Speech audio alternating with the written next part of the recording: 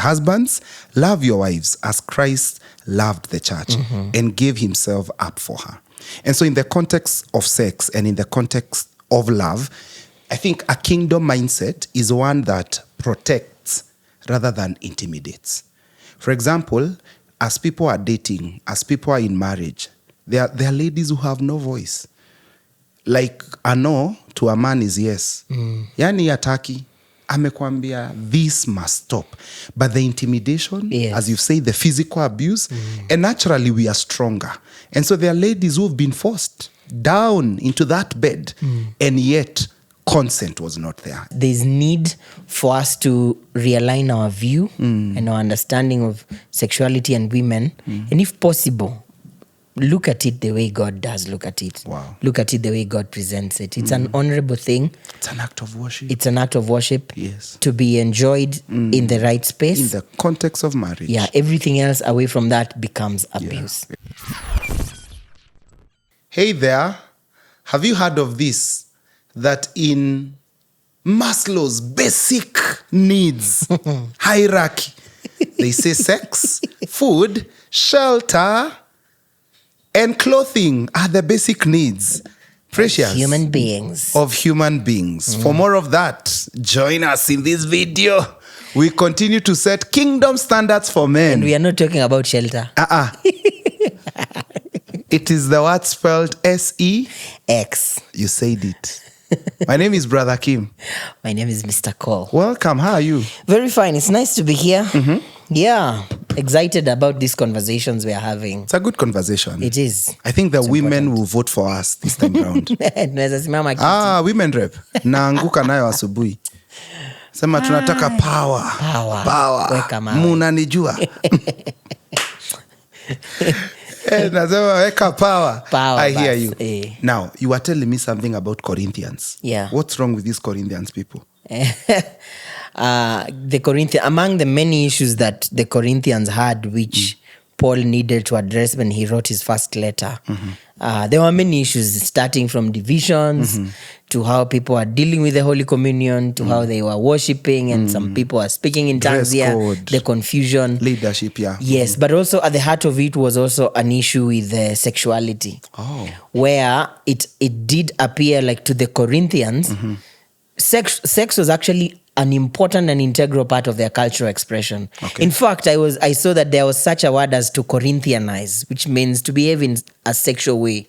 It's a city that had quite a sexual culture. They even had a temple, and gods of sex. Yeah, the Aphrodite god. Where they had employed 1,000 slaves, men and women, for just purposes of sexual. So what people are having sex in the temple, you're worshipping. Yes, in the temple of the Aphrodite god, Jesus. And it is still there today in ruins. Where? So this sex was part of their culture. And the view was that to them, just the same way when you feel hungry, you eat. When you feel thirsty, you drink water. When you feel cold, you wear something warm. Sex was just a feeling. If you feel sexual urge, you satisfy it. And to them, sex and spirituality do not marry. Yeah, it's the same thing. I don't need to pray about appetite for food. I just find food and eat. Wow. That's how they viewed sexuality. And it explains why he had quite some hard things to say to them with regard to sexual purity. And I still find that as you were talking about the hierarchy of needs from Maslow, that actually in our society today, there are people who look at sex that way. Wow. It's happening. You're a youth pastor. They have come. They have come. And generally, I also know they have come. Some have come like Nicodemus at night. And like, Pastor, I've been eating. I ask what? And then the way before they break the news, Pastor, I need us to pray. In a struggle. Have a struggle. And I'm like, every struggle has a name. It's true. It's true. So give it a name and they'll be like, wow. So let me now zooming into the topic we've been having, the place of honoring women, men honoring women from a kingdom perspective, and connecting this now with the whole topic of sex. Do you think men at whatever level, in marriage, whether dating or just men, have dishonored women sexually? By and large, and in many ways, yes. And it arises. How? And it arises first from how men appreciate sex. for us, sex is very virtual. And by virtual, I mean what we see. Yes, what we see. Virtual sounds like Zoom. No. It's very, what's the word? It's very visual. It's what we see. It's actually visual. Yeah, it's visual. Yes. And for men, it is what we see and how that makes us feel, and we act on that. For women, it's a different ball game. It is mostly actually how you make them feel. And so when my sexuality or my attraction to women, the basic entry level has to do with what I see, it is very easy to objectify them. Wow. It is very easy to just look at them and want it. And you see, again, that's also how society sometimes conditions us to look at sex.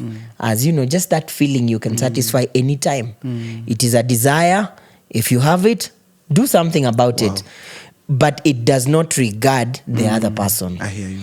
And when the view becomes that, then abuse is inevitable. I hear you. You will have men who have, or husbands who have wives, and because I am in the mood, then it has to happen. I hear not of kept rape in mind. Marriage. Yes, I don't know whether you've heard of such things. I have. And people being forced to do all kinds of things. Hey, candy chop. Mama Chugli. Wait. And they were asking, anyway, I've just remembered I saw last week someone had written a long post about this in marriage, and he said, marriage is for sex. It's actually a preacher, very respected out here. He talked about marriage is for sex. And his argument was that once you get married, then you lose control over that. So if your spouse wants it, you give it to them. So there was the whole issue. Okay, I get you. Yeah. If they want it, you give. I thought that there was the whole issue thrown out control out of the window, and I'm like, am I normal? Yeah, so I was actually evaluating part of what was being wrestled with. What's the place of? Okay. Not really consent, but at what point do we keep in mind the fact that we may be at different wavelengths? Yeah. Is this just a physical thing we engage in and we go our way? Okay, there are those who've turned it to be a physical. Yeah. The other day I was even being told of the last one as we divorce. We are not talking to each other, but we can still have sex. We are in conflict, but we can. I'm like, what's wrong with you people? How do you even start? Meaning then it's physical more than the emotional connection. But you see, even if we were to look at sex as a physical thing, let's say even biological thing, you still can't escape the emotional connection.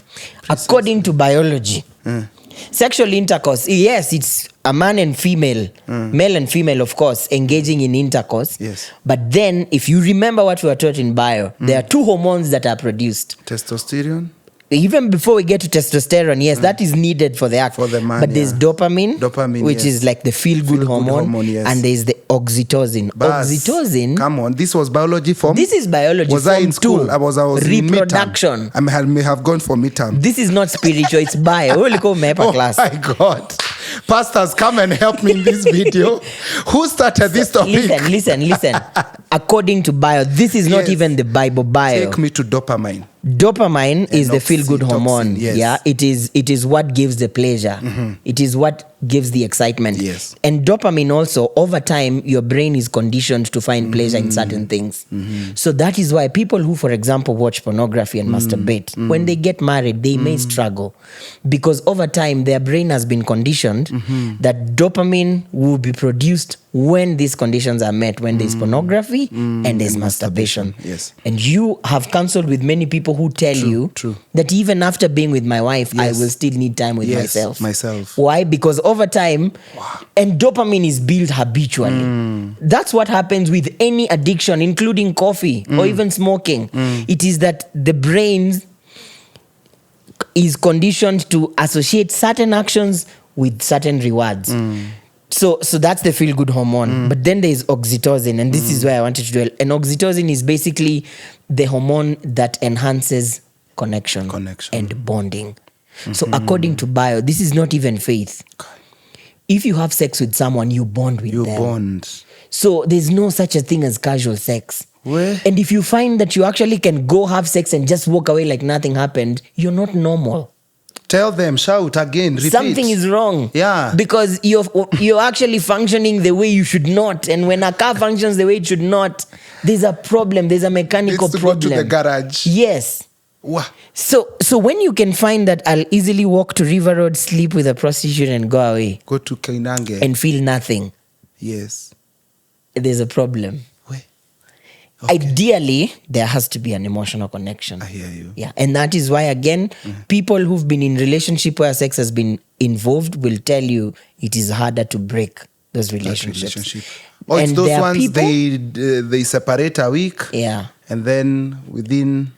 Or even there are ladies who are in very toxic relationships. They are abused. They are still there. But they can't go. Why? The sex. Okay. So he beats you, Abuses you. Treats you badly. denies you money, Yeah. and then comes and tells you, kaa vizuri, umelala. Yes.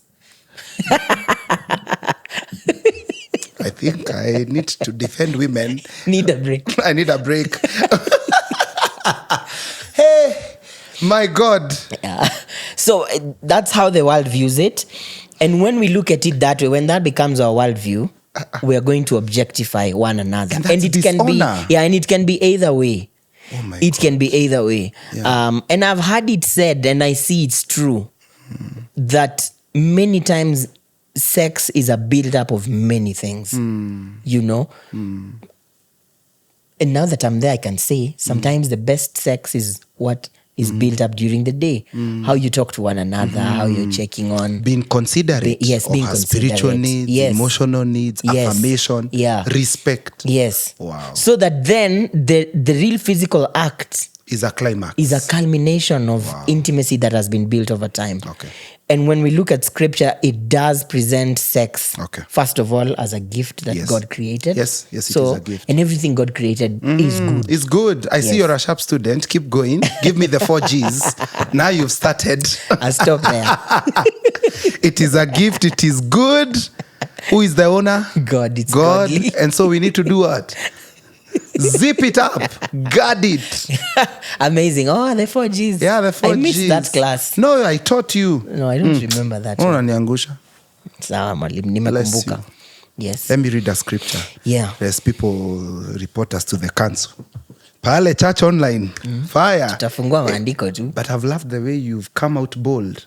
Hey, Have you even turned. You are like oxytocin. Let me keep quiet. Like, do I know you? Acha nifungue notes basi. Ephesians chapter 5 verse 25. What does it say? No, there's a day. Yeah. And we honor him. Shout out to Ernest. Yes. He's been a participant in CITAM ChurchOnline. Yeah. So there's a day we invited him in Thika Town. You were there. Then our deputy bishop now. Then he was our senior pastor. He came to his parent. Pastor, I'm afraid. Pastor, this service needs to end. Juanes alikuwa tu ana inject. So I could see Pastor Mugambi, his even body language, African men and this topic. Yeah. So Ephesians 5:25, as we climax this video, says, husbands, love your wives as Christ loved the church and gave himself up for her. And so in the context of sex and in the context of love, I think a kingdom mindset is one that protects rather than intimidates. For example, as people are dating, as people are in marriage, there are ladies who have no voice. Like a no to a man is yes. Yani hataki, amekwambia, this must stop. But the intimidation, as you've said, the physical abuse, and naturally we are stronger. And so there are ladies who've been forced down into that bed, and yet consent was not there. And so for me, as a kingdom mindset man, I need to protect rather intimidate. And then I need to nurture. And I love what you have said, that the climax of the act is out of nurture. Are we together? Yes. Whereby you're considering your wife. And this one, we emphasize it is in the context of marriage. Those of you who are dating, you're in dating zone, go for PMCC as quickly as possible. PMCC is defined as premarital counseling. Go see a pastor. Come, we will officiate you so that indeed your needs are met. What's your parting shot on this video?